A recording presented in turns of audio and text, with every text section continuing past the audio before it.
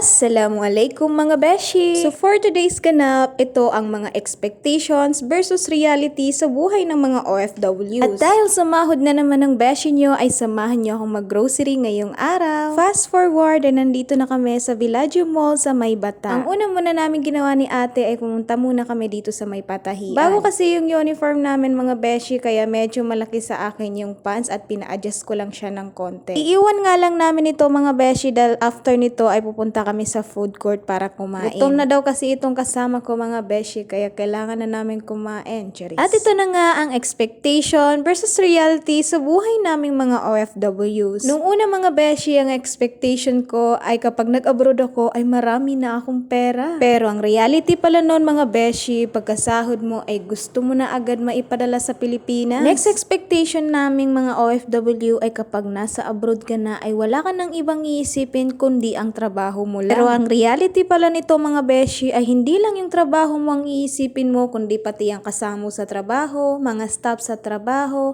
yung mga taong nakapaligid sa'yo at lalong-lalo na yung pamilya mo sa Pilipinas. Tayong mga OFW kasi mga beshi ay pasan din natin ang mga problema sa Pilipinas. Wala kasi silang ibang masasandalan kundi tayong nandito sa abroad dahil tayo lang yung sumusuporta sa kanila. Nasa sa inyo na lang mga beshi kung paano nyo i-handle yung problema dahil nyo. Kung hindi ka marunong magdala ng problema mo, naku, malamang sa malamang ay maaari kang mabaliw, Cherise. Ang next naman, akala ng ibang tao ay madali lang tayong lapitang mga OFW. Kasi nakikita nila sa mga pictures natin sa Facebook, sarap yung mga pagkain natin, maayos at maganda tayong manamit. At lalong-lalo na nakakapunta tayo sa magagandang lugar dito sa abroad. Well, ang hindi nila alam ay every month lang natin nagagawa yon or kada sahod lamang. Kasi deserve nating mag-unwind at i-treat ang sarili natin after ng pagiging hardworking ng person. Dahil kapag pecha de peligro na, ay back to Indomie at itlog na naman ang beshi nyo. Cherise. So sa mga kapwa kong OFW dyan na meron silang expectation versus reality na nandito na sila sa abroad,